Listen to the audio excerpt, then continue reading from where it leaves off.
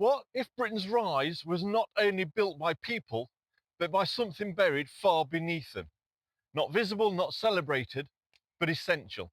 Because for a time, the future of the country depended on what could be dug out of the ground. Welcome to the making of Britain. Long before Britain became an island, long before it became a nation, the conditions were already being set. Around 300 million years ago, vast forests covered part of what is now Britain.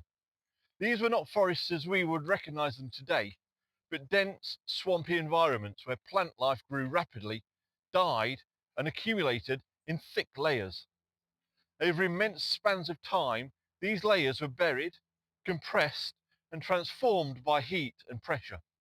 What remained was coal, a dense, energy-rich material formed not over generations, but over geological ages. This is where the story begins, not with industry or invention, but with a resource that existed long before anyone knew how to use it. Coal was not unknown in earlier periods. Small-scale use can be traced back to Roman Britain, and later medieval communities also made use of surface deposits. But for much of history, it remained a limited resource. Wood was the primary fuel, and landscapes were shaped by the demand for timber. Coal, by contrast, was often difficult to access, requiring extraction rather than simple gathering. Its potential existed, but it had not yet become central.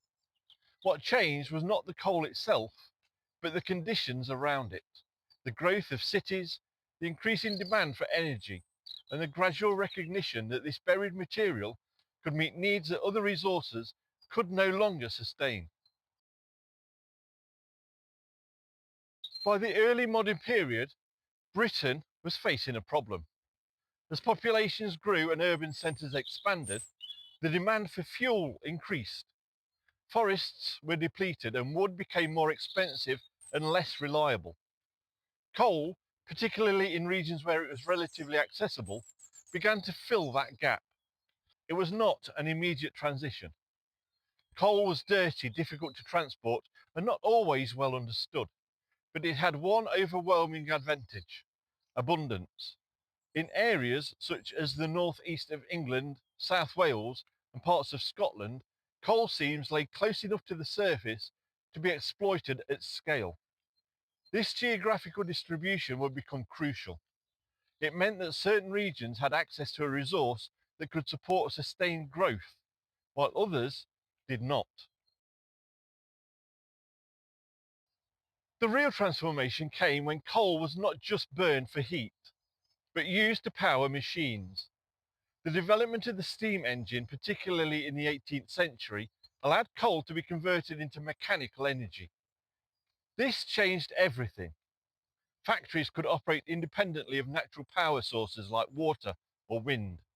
Production could be concentrated, scaled, and controlled in new ways.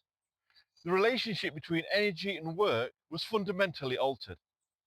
Instead of relying on human or animal labour, or the limitations of geography, Britain could draw on a vast, concentrated source of power.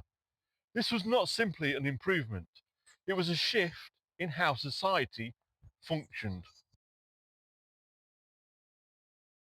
Coal existed in other parts of the world. Britain was not unique in having access to it. What made the difference was a combination of factors that came together at a particular moment. The coal was relatively accessible, often located near the surface or close to navigable waterways. This made extraction and transportation more feasible. At the same time, Britain had a growing population, a developing financial system, and a network of trade that could support industrial expansion. Crucially, the resource was located near emerging industrial centres. This reduced the cost of energy and allowed industries to develop rapidly. The advantage was not just having coal, but having it in the right place at the right time and with the means to use it effectively. As coal production increased, it began to reshape the physical and social landscape. Mining communities developed around coal fields. Towns expanded, infrastructure grew, and entire regions became defined by extraction. The work was difficult and dangerous, carried out deep underground in conditions that were often harsh and unpredictable. And yet, for many, it provided a livelihood, a connection to the broader industrial economy. The landscape above ground changed as well. Railways were built to transport coal, linking mines to ports and cities. The very shape of Britain, its towns, its transport networks, its patterns of settlement, began to reflect the distribution of coal beneath it.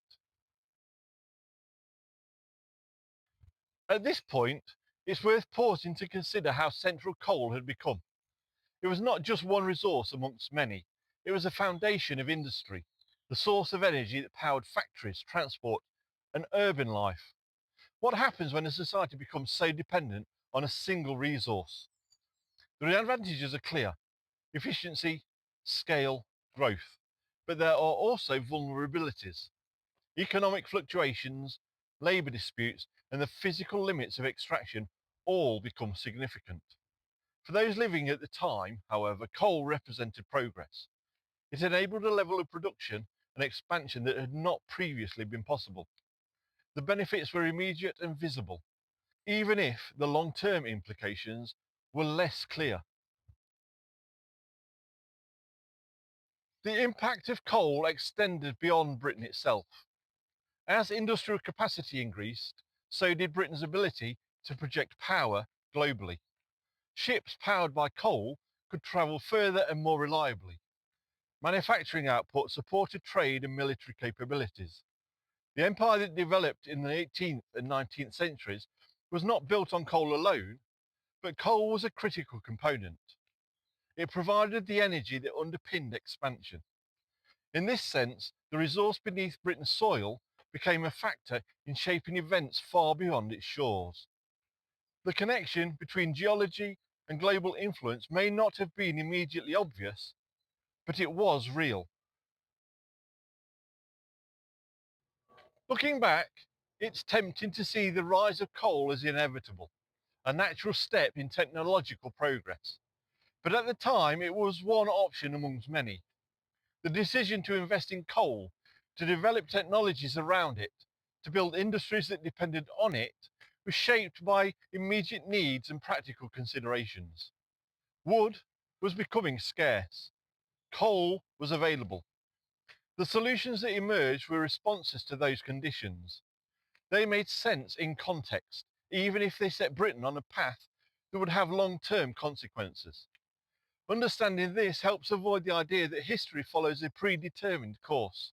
Instead, it is shaped by choices made within particular circumstances. Today, coal no longer occupies the central position it once did. Many mines have closed, and the role of coal in energy production has diminished. And yet, its legacy is still visible. The industrial landscapes it created, the cities it powered, the infrastructure it enabled, all remain part of Britain. Even the challenges associated with coal, from environmental impact to economic transition, continue to shape policy and debate. The resource itself may be less prominent, but the effects of its use are deeply embedded. If Britain's rise as an industrial nation depended so heavily on what lay beneath its surface, what does that suggest about the role of resources in shaping history? Was coal simply a fortunate advantage, or was it something that required the right conditions to become transformative? And if one resource could have such impact, what happens when those resources change, decline, or are replaced? Thanks for walking a little further along the route that built Britain with me. If you enjoyed it, there's a button especially for that, and I'd really appreciate a click. It helps more than you can imagine. If you subscribe, there's a whole back catalogue of videos like this for you to enjoy, including this one, chosen especially for you by YouTube. Have a look. I think you'll like it. So until next time, thanks for watching, take care, and I'll see you soon. Bye.